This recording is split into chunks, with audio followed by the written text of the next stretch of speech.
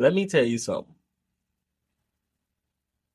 Never seen anybody take an L during a halftime show. That's impressive. I've never seen someone take an L during a halftime show. Like I know everybody was saying that, oh, this is like a one song show, but Kendrick put on a show. Like Kendrick put on a good show for the halftime show. Like this was one of the better halftime shows. Drake just took a L.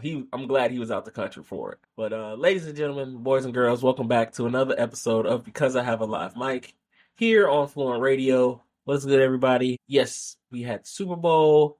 It's only 206 days until the kickoff of the 2025 season. So we'll wrap up the NFL season. We'll talk about the Super Bowl, obviously, where this loss puts Patrick Mahomes in the GOAT conversation and where this victory puts Jalen Hurts in the elite conversation. We're also going to talk about what's next for both of these teams. We're also going to talk about the NBA trade deadline fallout, what the Lakers need to do now since the trade was rescinded for them, and more reports about what's really behind the Luka trade in Dallas.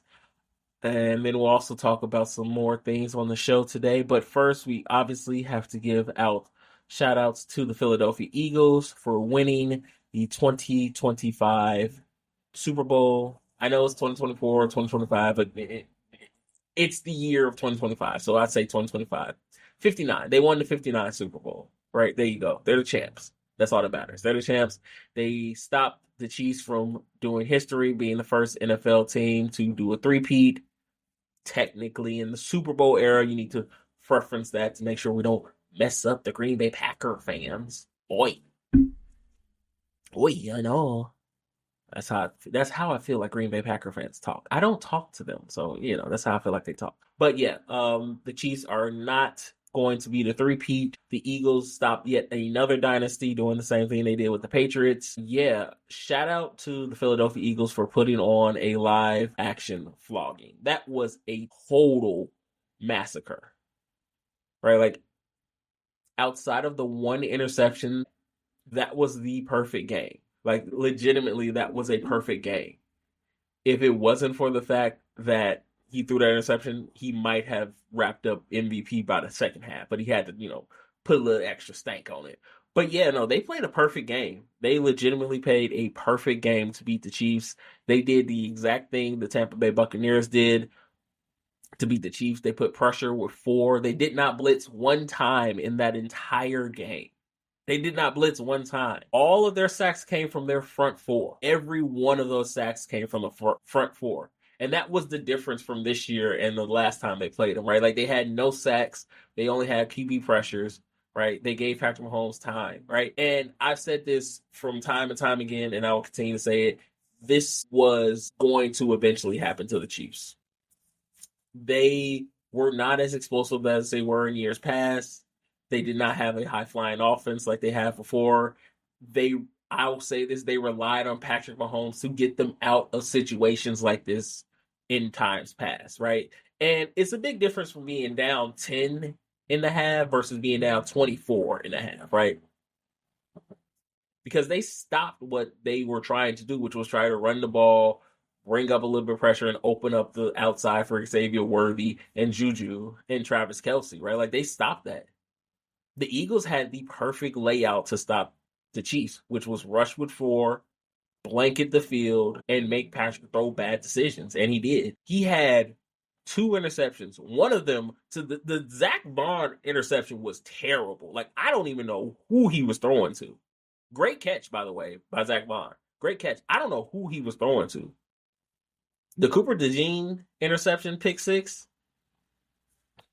Congratulations, good job, right? Like, shout out to him for bringing back white cornerbacks, right? Shout out to him. He single-handedly has brought back white cornerbacks into the NFL because we have not seen one play at a level like this in a while. Like, he is playing at a very high level for a white cornerback, right? True DEI hire right there. That's a DEI hire if I've ever seen one, right? And all in all, like, this was a overwhelming victory for the Eagles, right? Shout out to Howie Roseman. Shout out to Gene Laurie, the owner and the GM for the Eagles.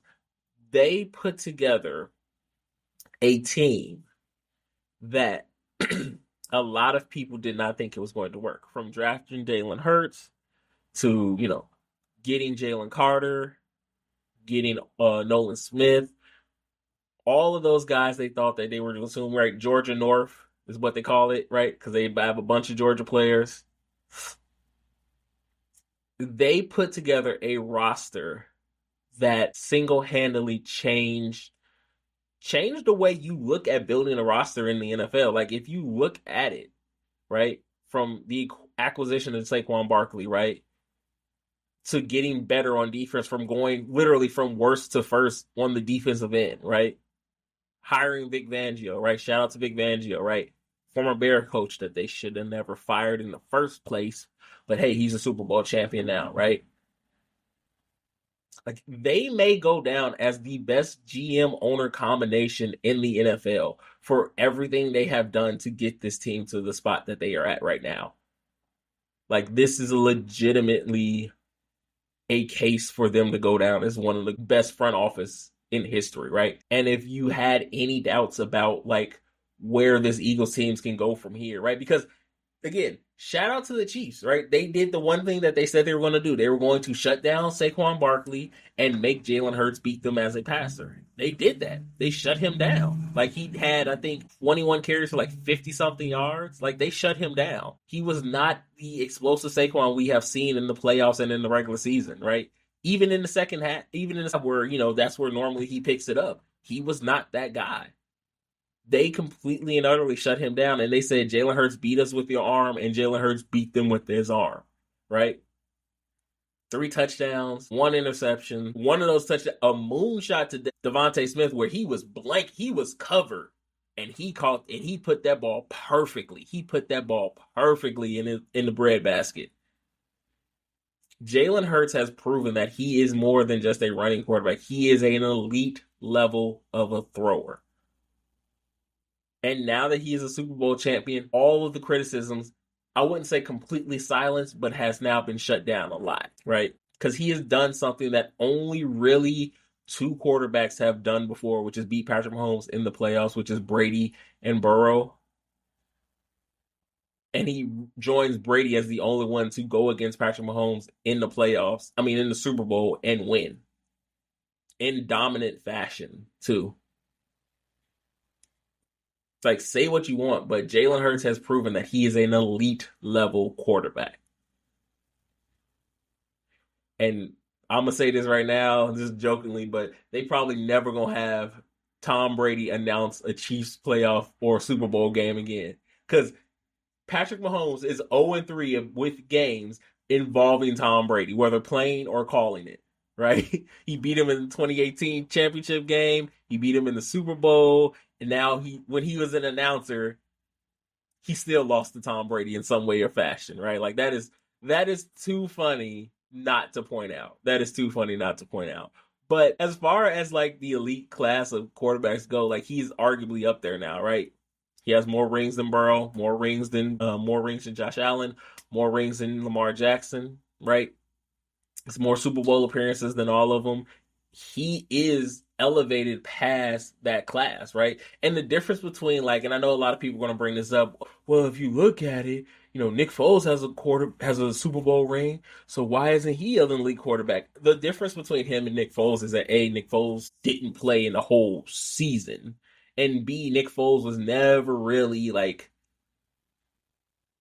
criticized for his ability to throw, whereas Jalen Hurts was very much criticized. Again, coming out of college when he was benched in the national title game because he was playing badly,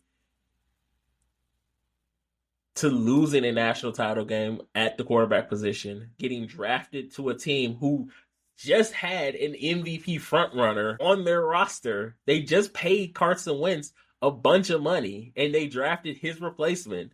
They trade him.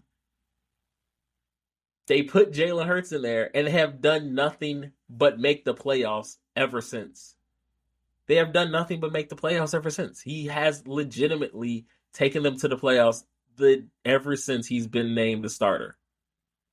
He's been to a Super Bowl. He got knocked out in the first round of the playoffs. Was it last year? Yeah, last year, and then now he's just won a Super Bowl. Jalen Hurts is in an elite class of quarterbacks now. Like when we talk about the top 10, top 5 quarterbacks, we got to throw Jalen Hurts in there. Right? Like, I know it's going to be hard with people because, again, you have box score people who only look at the box scores and will see that, Joe Burrows has more touchdowns in his career. Josh Allen has more yards in his career. Lamar Jackson has more rushing touchdown in his career. But all of that becomes silence now because he has a ring. And now I wonder if this will end kind of that ring talk. Because now, watch, mark this. What time is it? Yep. It's mark this. We will not hear the ring conversation when it comes to Jalen Hurts when people are going to start putting him above Josh Allen and Lamar Jackson and Joe Burrow. The ring conversation is going to end because Jalen Hurts has one, because the other ones don't. I promise you. Because somebody's going to say Jalen Hurts is better than Josh Allen. And then people are going to start bringing up his stats and everything like that. And then all people are going to say is, well, he has the Super Bowl ring and he doesn't. Now, once Josh Allen, Lamar Jackson, Joe Burrow, once they get their Super Bowl rings, because it's coming, the conversation will change. But as of right now, you have to rank him higher than those quarterbacks. You have to. There's no debate about it. You have to rank him higher because he has a Super Bowl. So, but for the other side, this was a culmination of things that's going to happen, right? Like, you can't continue to play it that close to the vest and think it's going to continue to win, right? Like, their biggest problem was no explosiveness on the offense. Xavier Worthy is a very explosive player, the fastest player on the field, but he is very hit or miss. Travis Kelce looked like he may hang it up. This season, he has not looked like himself. He has not looked like himself. I would not be shocked if in a week or time or two, we see Travis Kelce say, it's time for me to hang it up. Same way Jason Kelce did it, it might be his time. And you just look at this season, from the injuries, from the controversy with the refs, from everything, this was the culmination of it all. And it just so happened to fall apart at the biggest stage where Patrick Mahomes did not play his best game. He did not. Don't look at the stats, right? Because a lot of that is garbage time, right? Like, a lot of that happened when they were already down by like 3 scores, right? Now, I will say this. There was never a doubt in my mind that I did not think Patrick Mahomes was going to come back. I thought for sure, okay, this is perfect for the story. It's perfect for everything. They're going to come back from a 20-4 deficit. Tom Brady's right there. This will end the GOAT conversation. He'll, have one of the best comeback stories in the Super Bowl history, and it never happened. It never happened. Like, I was waiting for it to happen, and it never did. And I'm shocked by that. But this is just what happens when you play with fire, so to speak, right? Like, this reminds me of the scene from The Princess of the Frog when Dr. Narcisse was like, oh, well, his friends from the other side just came and got him, basically, because, like, that Chief Black Magic wore out, and it was like, well, time to collect my payment, and they took it. And I know a lot of people are saying that this is probably going to be, the last run for the Chiefs. They're not going to really get back to what they used to be. Like, I don't think so. I think, at worst, we have woken a demon. Right? Again, like, we all see the pictures of everybody standing there with the, confetti falling and just watching it. Like, we might have woken a demon in Patrick Mahomes where he may light up the NFL. I am legitimately scared for what's going to come next with Patrick Mahomes after losing the Super Bowl. The demon Holmes will come out there for real. But this harkens back to the game against the Buccaneers, where the thing we said was going to be the problem was the offensive line just so happened to happen, right? Because, again, the Eagles got pressure with just 4. Same way with Tampa Bay. They got pressure with 4 and forced Mahomes into throwing bad decision balls, right? Like, he threw up those 50-50 balls, and normally those 50-50 balls would go the Chiefs' way, but this time it didn't, and it went the Eagles' way. And again, a lot of that has to do with the offensive line. Trey Smith may have just cost himself a whole bunch of money. Because now you got teams looking at him sideways after that. Because I know the Bears was up there trying to get him if he did hit the free agent market. But now I'd be a little concerned because I'm just like, I don't know. Like, I don't know. You got to go to the conference where you have to play the Eagles to get to the Super Bowl. I'd be a little concerned. But all in all, I think the offense needs to get more explosive for the Chiefs. They'll figure out what they're going to do with Xavier Worthy. They need, Rashee Rice is going to be back, so they'll get help like that. If Travis Kelce does stay, that's another demon that I don't want to see awaken. But as far as this goes for the GOAT conversation with Patrick Mahomes, this doesn't boot him out of it because to have someone like Patrick Mahomes, again, 3-time champ, right? Multiple MVPs, multiple Super Bowl MVPs, multiple Super Bowl appearances, right? Like this doesn't necessarily knock him out of the GOAT conversations, but it does kind of silence the talk between him versus Brady because again, Brady has, come back in the playoffs, right? Like the 7 rings, the dynasty, the multiple dynasties, multiple, stretching over decades, right? This to me does not knock him out of the GOAT conversation, but it does kind of hamper it a little bit. Because for me, this feels like game 4 2011 finals where LeBron only scored 8 points, right? Like you had your worst game on the biggest stage, and people are now going to question whether you are or are not the GOAT. And that's going to follow him for a while until he wins another Super Bowl. And even after that, I don't think the GOAT conversation will ever really come back to where it was, right? Because again, he still has time. He's not even 30. Well, he just birthday was on the Super Bowl, but he just turned 30, so he still has time to, build up that conversation again. But I just think this is going to be the game where people are going to look at it and say, on the biggest stage, in the biggest moments, you didn't come up when your team needed you the most. And that's why I kind of harken it back to the LeBron James 2011 finals where you were hyped up as being the greatest of all time, the young GOAT, everything like that.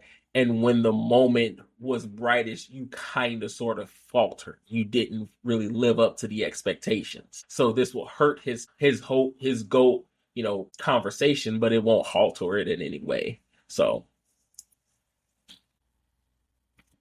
and then I think this, and I'll preference this too because I think people are going to start saying like, well, this is just how you beat the Chiefs. And I'll say this, right? Like the Eagles constructed this team over 5 years, right? Like this wasn't just an overnight thing where they just put this team together and boom, bam, they won the Super Bowl, right? Like the final piece obviously was Saquon Barkley, but this was a construction of 5 years between draft picks, trades, free agents, right? And there's no replicating that. And it'll be hard for teams to do that, right? Myles Garrett's price just went up because, again, you've proven that if you have a strong front four, you can rattle the Chiefs. But this is the blueprint on how to beat the Chiefs. But again, I don't know if teams have the patience to do that, right? Like the Chiefs are still going to be the team to beat, right? Like obviously the Eagles are the champions, but especially if you're in the AFC, you have to get through the Chiefs to get to the Super Bowl. And if you're a team like Buffalo, if you're a team like Cincinnati, if you're a team like Baltimore, where you have the quarterback that can beat Patrick Mahomes, right? You have the offensive line that can beat Patrick Mahomes. You have the weapons. You have all of the things. It's just something that just doesn't always click. And again, it's a little bit of that mindset of just going in there and saying like, no, today's the day, right? Like I will say this, right? I know a lot of people, I'll put it to you like this. Jalen Hurts wasn't afraid of Patrick Mahomes like I believe Josh Allen and Lamar Jackson are, right? Like Jalen Hurts, you can see it from the moment he got onto the bus to the moment he was in that confetti rain. There was never a doubt in his mind that he wasn't going to beat Patrick Mahomes this year. I think Patrick Mahomes has kind of broken Josh Allen and Lamar Jackson to the point where it doesn't matter. They always think Patrick Mahomes is going to come out victorious. And I think that is the mindset that has to change. Like, if you're not willing to be like, nah, today is not the day that Patrick Mahomes wins. Like, today is the day where I win. And I think it helps a little bit now seeing Patrick lose to them. Like, he is beatable. He is not, this all powerful, quarterback. He's very beatable.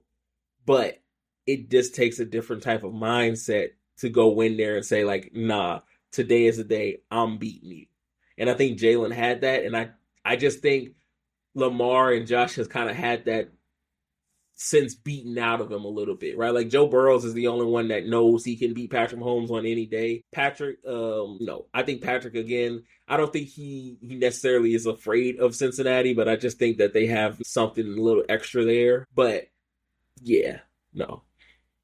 Josh Allen and Lamar Jackson have kind of had that beaten out of them, unfortunately.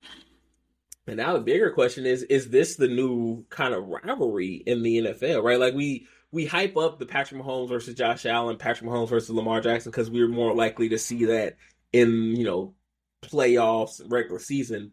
But now this may become the new rivalry in the NFL because we want to see the rubber match. We want to see who wins, right? Like, I'm a wrestling fan, so I love the 3-match setup, right? One time the heel wins, one time the babyface wins, and then we have the ultimate matchup, see who wins the series, right? I would love to see a repeat of this game, right? I would love to see if this is the NFL's new rivalry that they're going to start pushing. Like, I would love to see it, right? It makes it even special because we don't see it, every, year, right? Like, every year Patrick Mahomes is going to go against a Josh Allen. Every year Patrick Mahomes is going to go against a Joe Burrow. Every year Patrick Mahomes is going to go against a Lamar Jackson. But this one is more, special because we only really get to see it one time, and that's in the Super Bowl for for everything. So I really hope the NFL starts pushing this as the true rivalry now, right? Because again, they're 1-1. I would love to see that. Speaking of new rivalries, the NFL. So we had the NFL honors a few weeks ago, and obviously the controversial pick was Josh Allen winning the MVP over Lamar Jackson. And I said this a few weeks ago. I said whoever wins that game in the playoffs would be the MVP. Josh Allen won that game, and he is the MVP. Right? Like, to me, I can't justify giving Lamar Jackson the MVP trophy when he was essentially outed in the second round of the playoffs, right? When you have two front runners going against each other and one of them wins, sorry, Josh Allen deserved it. People talk, and I will always say this, whenever it comes to MVP, it's most valuable player.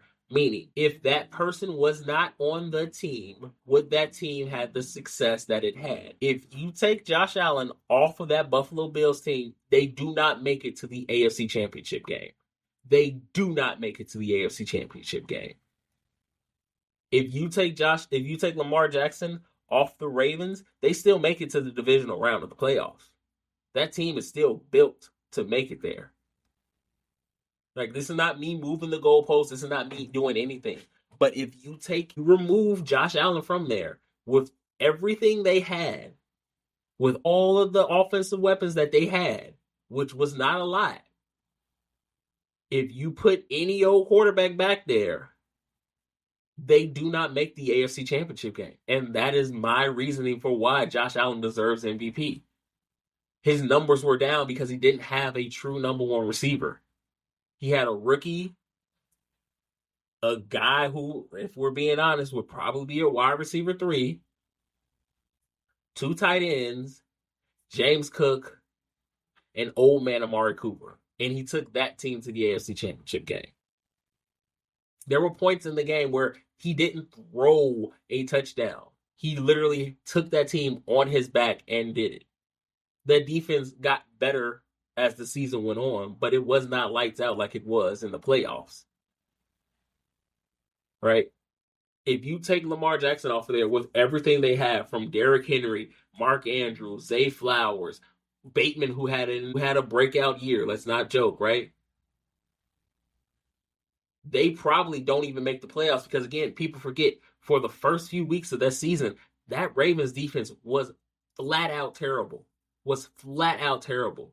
Lamar Jackson literally had to carry that team until that defense got better. But again, once they played each other head to head and Josh Allen won, I can't give it to Lamar. And yeah, I know people were talking about, well, you move the goalpost for Lamar, and they kind of robbed Lamar of his third MVP. And I don't even think Lamar would have wanted the MVP, honestly. Like, that wasn't, like, people hyped this thing up like that was the goal for Lamar to win an MVP. It was to win an MVP, but that was via Super Bowl MVP, right?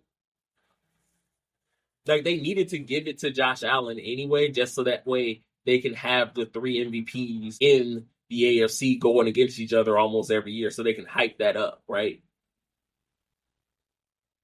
But honestly, Josh Allen deserved that MVP because Josh Allen did something that a lot of quarterbacks could not do. I don't think Lamar Jackson could have taken that team to the AFC Championship game if he was on the Bills.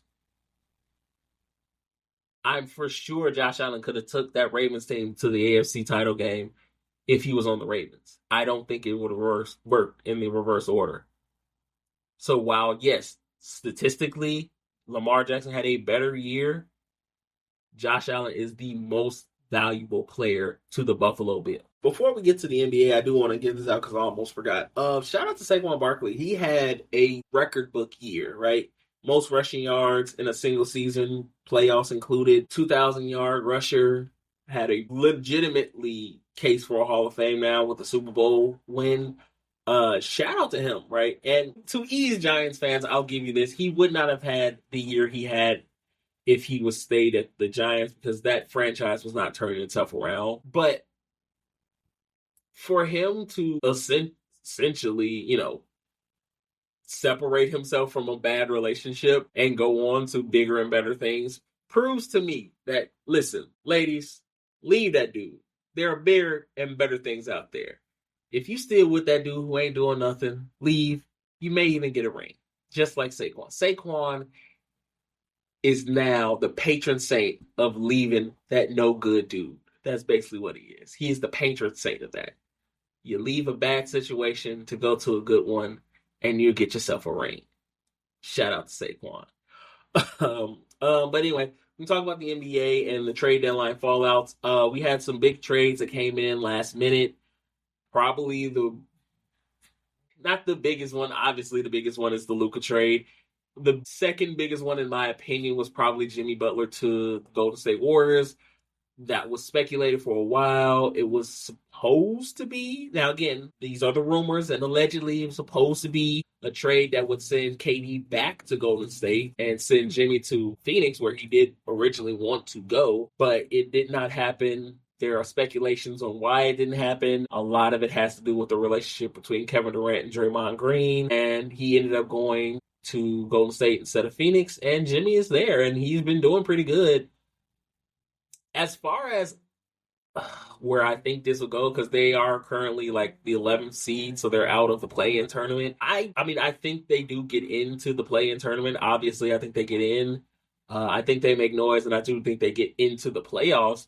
But as far as let's put it like this. If Jimmy drug a Miami Heat team that was the 8th seed to the finals, imagine what he'll do with Steph Curry still trying to prove that he is still good, right? And instead of having Steph Curry wallow in a 500 record with a team that's, planning on, basically seeing what they have in these young guys, they're trying to make one last run for the, championship. This is a good deal to me. I think this was a very good deal. They get a guy in, Jimmy that can still give you, 20 and 5 a game, right? You still got the greatest shooter of all time in Steph Curry. You still have Draymond, a defensive genius. Steph Curry, one of the greatest coaches to coach the NBA. I honestly think this was a very good trade for Golden State. I think this will end up being something that we look back on. Now, again, this doesn't scream like they win the championship to me. This doesn't really yell that, but I think this does open up their window a little bit and kind of opens it up for Jimmy even more. He did sign a 2-year extension for it. Do I think they need to win in those 2 years? Yeah, I think Jimmy wants to be a champion. I think Jimmy wants to do that. And I think he knows Golden State is his best shot to do it. And I think he will actually, find his love, quote unquote, for basketball again in Golden State. And it helps again that he isn't surrounded by winners, right? He's surrounded by people who want to win. He's surrounded by people who thrive off of that, right? Like he's again from Chicago to Minnesota to Philly to Miami, right? Miami was the only like championship, mentality with him and Pat Riley. That's why we thought him and Pat was going to work so well because both of them guys are just, we want to win. But I think being in Golden State and being surrounded by people who actually care about the team and about the growth of it will help him. And I hope, hopefully they win one before him and Draymond start butting heads. Because it's coming. You know good and hell well it's coming. If Draymond Green and Jimmy Butler start butting heads, you know good and well it's coming.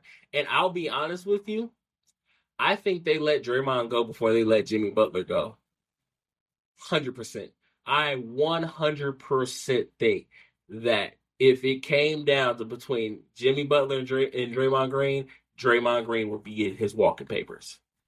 Because I just think they value, like, don't get me wrong, like, they value Draymond Green. He's obviously been there since the beginning of this title run, but I just think Draymond has kind of outlived his usefulness in Golden State, right?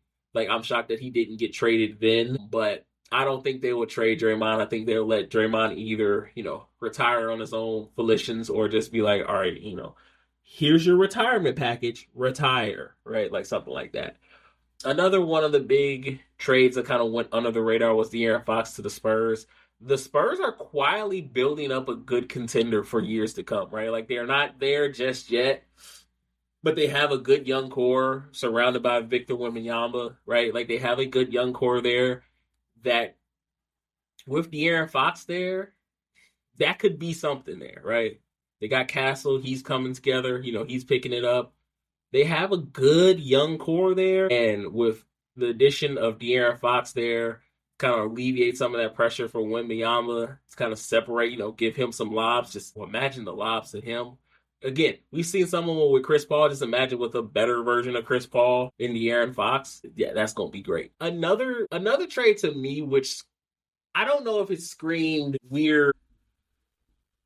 It's so weird because this was a weird ass trade, right? Like the Brandon Ingram trade to Toronto was weird as hell because like you go from one bad team to another bad team if you're Brandon Ingram. Like, and I fully expected that to that trade to be flipped into something else. Like he wasn't going to be there long, but he's there and he's, I don't know what they're going to do with that because they didn't move off of Zion, was another big rumor, right? Like I thought for sure they were going to blow up that Pelicans team and just start from scratch because Zion has not lived up to the hype that he did coming out of Duke.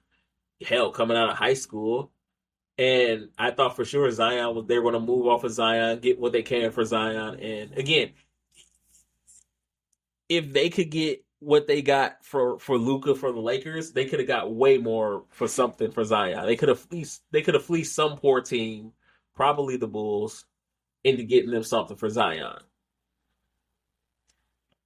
But they didn't. They kept him, and I don't know what they're going to do. I don't know what the Pelicans are going to do going forward, right? Because I don't know if they still truly believe in Zion as the guy there, or if he is just the piece that they want to keep to kind of attract another big star. But the only problem with Zion is he's not available, right? Like we talk about Anthony Davis, right? Anthony Day-to-Day Davis.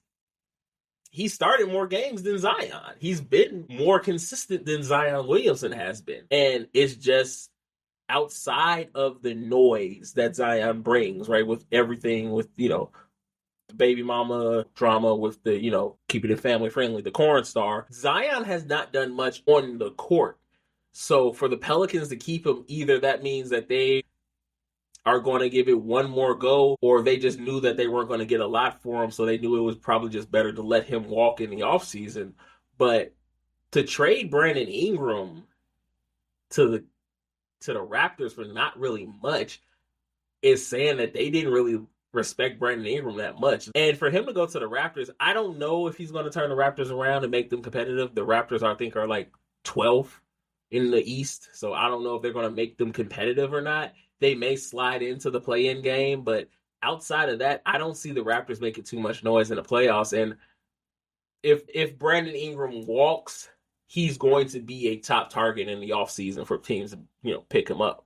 So we'll see. And then, of course, we got to talk about this trade or not trade, the Mike Williams trade. Yeah, the Lakers got their trader rescinded.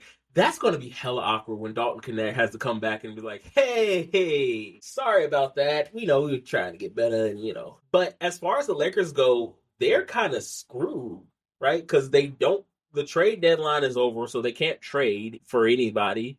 They're going to have to pick up somebody in the buyout market, and the only capable center they have in the buyout market are like Bo Mamba and Daniel Tice. Like, not guys that like scream like, top center, but they need a center there, right? They need somebody there that can be a big man, because right now, if they try to play the small ball, I don't know, right? Nurkic may or may not be on the buyout market after his trade to Charlotte, but I legitimately don't know what the Lakers are going to do with no center now.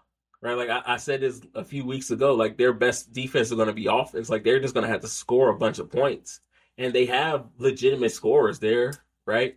So they can do it, but without a defensive presence, I'm not sure how far the Lakers will get into the playoffs. And it's just going to be harder for them to kind of rebuild this thing up, right? Like, because again, everybody was talking about once they got Williams in the trade, like, okay, this is legit now, right? Like, he's no Anthony Davis, but he's a true big man that has potential to go be that next, guy for the Lakers, that next big time center for the Lakers.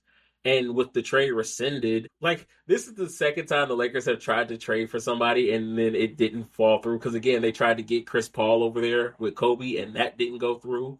Obviously for different reasons, right? Like the league said no. The league said no, not this time. But this time it hurts because it's just like you traded for this guy at the deadline. He didn't pass his physical, and now you kind of are screwed for, basically with nothing left there. And I legitimately don't know what the Lakers can do, right? Like they got to go get a center and hope for the best. Because if they don't get a center and they try to play this small ball lineup, it won't work. They won't make it too far in the playoffs. They're like 5th right now in the West. So we'll see. And then the team that did nothing, didn't do anything, but they didn't do enough to separate themselves, are the Phoenix Suns.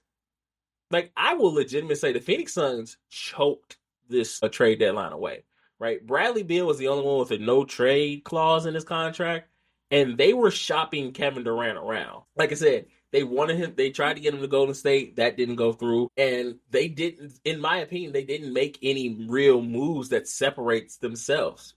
I think they're still going to be a one and done team in the playoffs, and I said this will hurt Kevin Durant's record. Right, like this will hurt his kind of. It won't hurt his like Hall of Fame, but it will hurt like his credibility a little bit, right? Because again, the whole thing with Golden State was he knew it was never going to be his team. Then you had the fallout with Draymond Green, and then it just kind of snowballed downhill from there, and it just kept getting worse and worse and worse. And now it's just you're in Phoenix. You've been trying to chase this ring. You basically built this team together to try to get this ring, and it won't happen in Phoenix. And at the very least, Phoenix has set themselves up because they do have first round draft picks for further down the line, so that they can start to rebuild once, this team kind of, implodes onto itself. Once they figure, Bradley Beal's probably going to walk this offseason. Devin Booker's probably going to walk this offseason. They're probably going to lose Kevin Durant. I think they'll keep. I think Devin Booker will stay. I think Devin Booker's gonna. I don't think he'll be a Sun for life, but I definitely think he'll stay. I think they'll lose Beal or Kevin Durant because I just think they want to be in a situation where they can win, especially Bradley Beal because he hasn't won a title yet. So I definitely think Devin Booker will stay, but the Phoenix Suns still need to set themselves up for success, and they have not done that. And a lot of it has to come with the whole Kevin Durant situation there, which is weird because like for people not to want to play with Kevin Durant has been mind-boggling.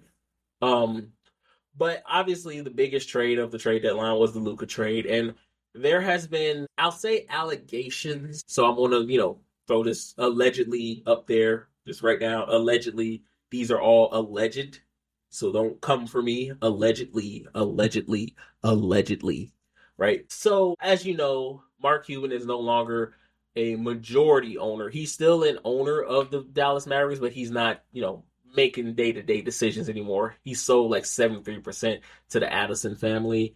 And if you don't know who they are again billionaires who made their money from casinos. And the rumor going around is that they wanted to rebuild the Mavericks home to kind of add a casino onto it so that way they can still, get their money that way. Because people forget like basketball, they may get some money, but it's nothing like that casino money, right? Because again, casinos can stay open 24. So imagine having a game right next door to a casino, an arena right there, right. Like just imagine that. But allegedly, they wanted to build a casino, and Dallas said no. Like the state actually said no. And then they threatened to, okay, well, if we're not going to do that, we'll just move the Mavericks to Las Vegas. And they said, well, you're not going to do that because this is a very popular team, especially a team that literally just went to the finals last year. Like, no one's going to approve of that. So what do? You take the piece that took you to the finals off of the team. So the reports are saying that they traded Luka to kind of have leverage on Dallas to say, hey, we want to build a casino here. So we just traded Luka. We're willing to tank the entire organization just so we can get a casino. So if you want to be mad at someone, be mad at the owners of the Dallas Mavericks. They are literally telling you, we are willing to tank an entire basketball organization just so we can make some more money. And people wonder why we say eat the rich. They are willing to, again, move a team from one state to another just so they can get a casino built onto it. So they can make some more money, not make the basketball team better. Because they would have had to pay Luka a supermax that would have been north of 100 would have been north of $400 million. They said, nah, we're going to trade you. So you can't sign the supermax anyplace else. So that way we can keep that money to potentially build a stadium, right? So it's not like it's going to happen overnight, right? Like they can't bring it back up for another 2 years. And if Dallas, the only thing Dallas has going is that the Mavericks are still good. And if the Mavericks make another finals, they can't essentially say we're going to sell them because, it would be a hard sell for people. It would be a hard sell for anyone to say, hey, this team is made the finals 2 years in a row, right? Like, there's no way we're going to move them to Las Vegas. And I don't even think the NBA would allow it to do that, right? Like, because again, like the NBA has a thing with Vegas. They don't really want a team there. Like in the 90s, it made sense because there was a gambling epidemic going on in the NBA in the 90s. And hell, it's popping back up again with the whole parlay thing with Terry Rozier getting in trouble because he got caught, kind of, what's the term for it? It's a term I just get.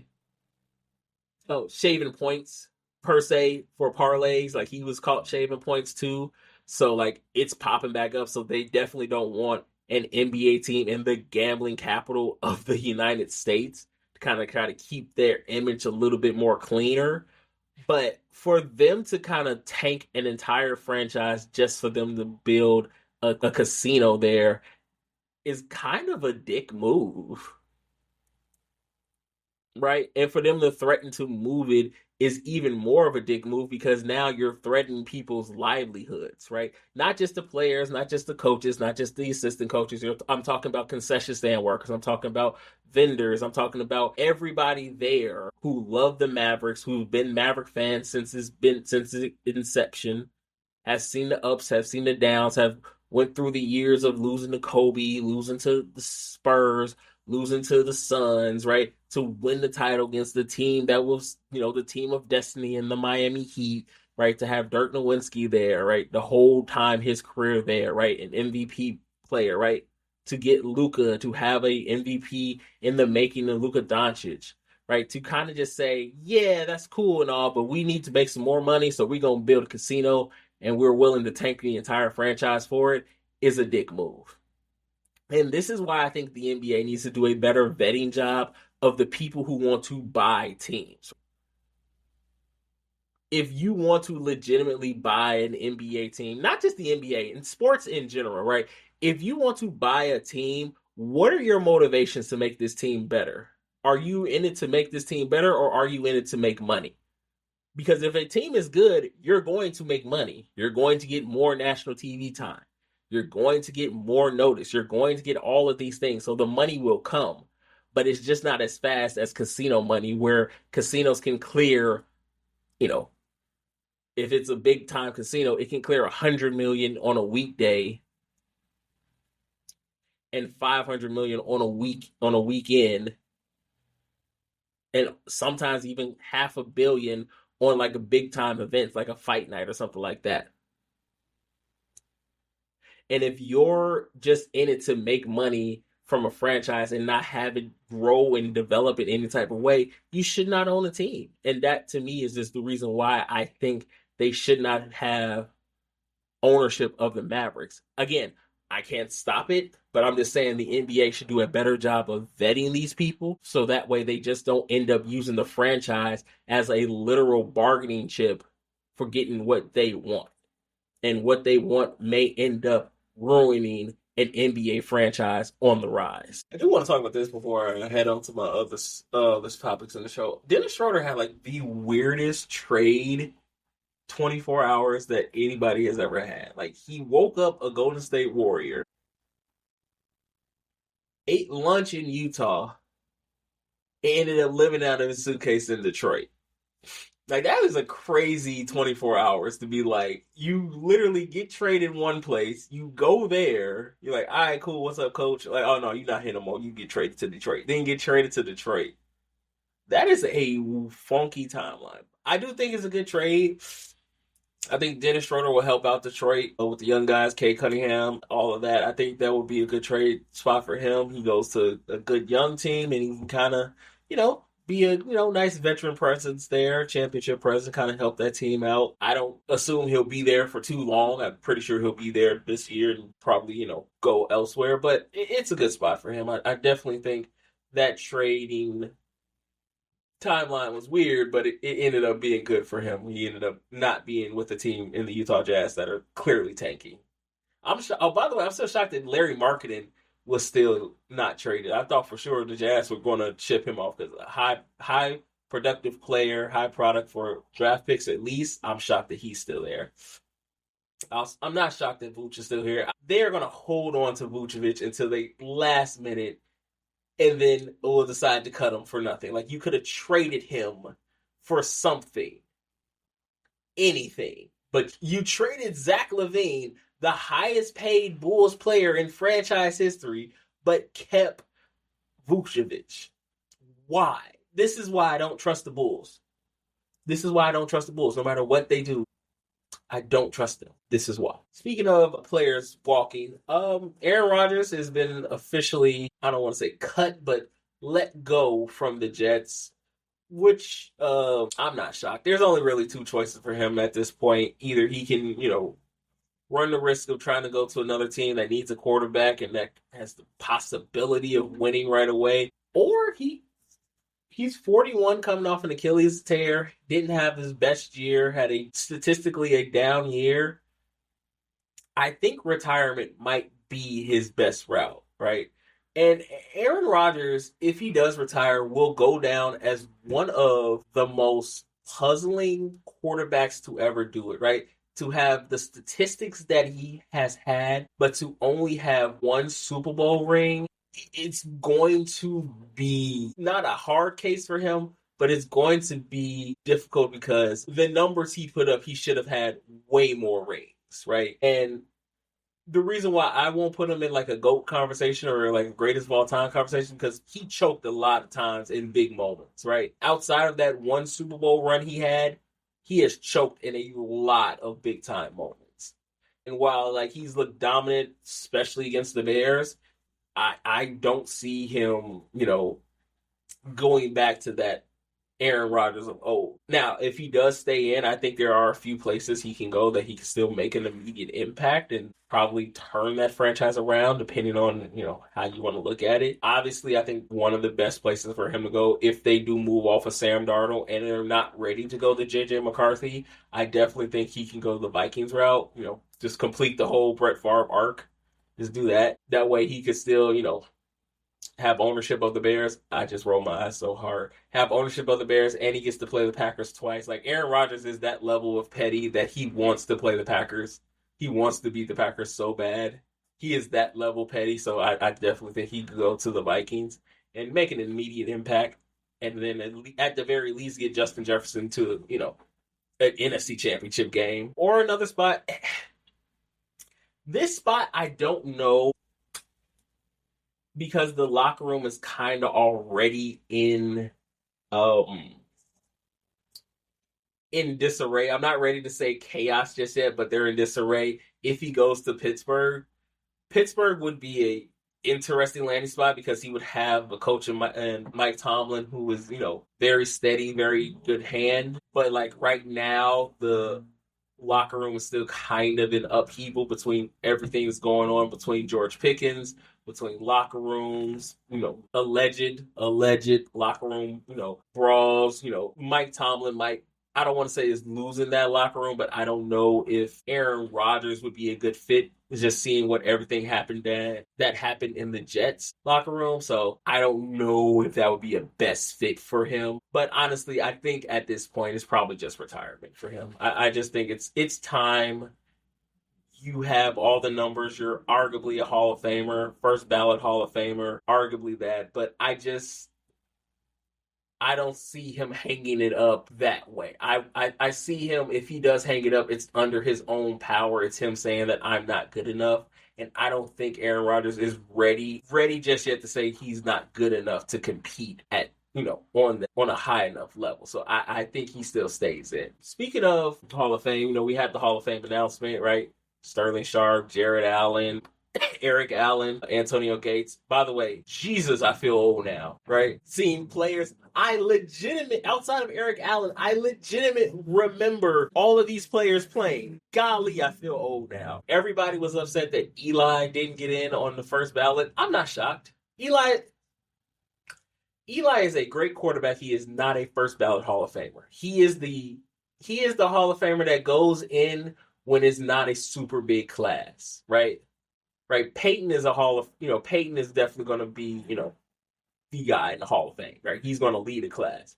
But Eli is not a Hall of Fame level quarterback. Like, I know a lot of people are going to sit here and say, well, yes, he is because he has 2 rings against Tom Brady. Like, yeah, but never led the league in touchdowns, never led the league in passing yards, never led the league in anything, right? I think he only led the league in, like, interceptions, right? 500 record, right? Yes, he has the 2 Super Bowl wins against Tom Brady, but Eli in himself is not super elite. And like Hall of Fame is for like the elite of the elites. He'll be in there. He just won't be in there as a first ballot. He'll probably be in there maybe like the 3rd ballot around, right? Just he'll be in there, just not yet, New York fans. Like I know y'all are looking for a win somewhere, but just not yet. And then the thing I'll end with is the Super Bowl halftime show, right? Like this was probably one of the better Super Bowl halftime shows I have seen in a while, right? Obviously, we talked about it, right, with Kendrick Lamar. The story going into this was he going to do They Not Like Us, right? Like he said it in the performance, like they like to sue. He did get sued by Drake to say you won't be able to play this song, right? You won't be able to play it. He sued almost everybody. He sued NFL, he sued the city of New Orleans, he sued Kendrick, he sues Universal. And here's some things that I don't think people caught the first time around, and like I had to rewatch it because I was 3 beers into the game, and I was just like, yeah, One of the things that you didn't might not have caught was the triangle, square, circle, X. So the PlayStation controller, right? One of the things he did, if you watch it, it put in the cheat code on GTA for full body armor, meaning they can't. It don't matter. You can't touch them. And then on another level, Sony owns PlayStation, so he was literally saying Sony can't touch me if they wanted to, right? Having Uncle Sam as Samuel L. Jackson going up there telling them like white people don't really want they want you to be calm, cool, not all of this, right? Telling everybody basically like, hey, if you want to impress the white folk, you gotta be nice and gentle. You can't be all rough and knuck and all the thing like that. I didn't say words right there, so whatever. But no, and then obviously it was hella black, hella proud, right? One of the things I don't think a lot of people caught was Kendrick standing in the middle of a divided United States flag, symbolizing the divide in America. And then the best moment where no matter what Drake does, I don't think he can come back from this. When he stared directly into the camera and said, "Say Drake, I heard you like I'm young," right? Never in my life has a diss song transcended hip hop like Not Like Us, right? There have been obviously better diss songs, in my opinion, right? Again, in my opinion, No Vaseline is still the best diss song ever. Because again, they were friends. NWA and Ice Cube were friends, homeboys, day ones, and Ice Cube went up there and murdered them on the track. They Not Like Us has transcended hip hop and just has been gone into a different type of atmosphere. It has been memed. It has been played on pop stations. It's done everything. I do not care. Drake cannot do anything to come back from this. At this point, Drake might as well just say, you know what? I'm going to take my L on the chin. I'm going to move on. We got other stuff to do. Because at this point, it's over for Drake. To have essentially 100 million people saying A minor, like you're done for. You are forever going to be associated with A minor, right? Allegedly or illegally, whatever, right? Allegedly if you did it, allegedly if you didn't. You are now associated with A minor forever. Kendrick won the battle in the discussion. That Super Bowl halftime performance is up there with the great ones, right? Like Prince performing Purple Rain in the Rain, Beyonce, the Dr. Dre, performance, the Justin Timberlake performance, all of those great performances. Kendrick's, I wouldn't put it number one. Personal favorite of mine is always going to be Prince. It's the one the Bears were in, Purple Rain in the Rain. That one is just always going to be my number one personally. But if you want to rank Kendrick as number one, I have no problems. And Kendrick has showed all of us that we are not hating properly. We are not hating to our full potential. I almost forgot. Not to mention, he had Serena out there crip walking. And y'all missed the symbolism of that because y'all just talk about, he just had Serena out there because that's Drake X. No. It goes a little bit deeper because, again, remember when Serena beat her alleged rival, not alleged, she's not a rival because Serena beat her every time they play against each other, Maria Sharapova. She beats her every time they play. I think Serena beat her one time. Out of all the matchups, Serena has dominated Maria Sharapova for one time. And when she won the gold medal and she was crip walking and everybody was calling her classless and, oh, that's not a good look. For her to go up there and crip walk on a national stage like the Super Bowl, chef's kiss. Chef's kiss. That is all. That was literally the nail in his coffin at this point. Kendrick Lamar is King Petty for a reason, and I am here for it. Can't wait for Drake's album to drop to see what he tries to do after that. But, ladies and gentlemen, that is my time. Shout out to y'all for listening. By the way, I almost forgot. Didn't want to do this without doing this because I'm pretty sure I would be getting in trouble. Wanted to shout out Taylin, my cousin. She had a basketball game today, or not today. She had it Saturday. She did great. She had 2 points, 2 rebounds. Proud of you. Keep doing that work. Start moving without the ball, though. Other than that, you did great. Move without the ball. Make yourself get open. But other than that, she did great. Proud of you. Shout out to y'all for listening. Until next time, guys. Shout out to Fluent Radio for putting me on. Until next time, guys, I got 2 fingers for you. Deuces. Because I Have a Live Mic was proudly presented to you by Fluent Radio, where all things are fluent. Please like, share, and subscribe. All right, 2 fingers. Deuces.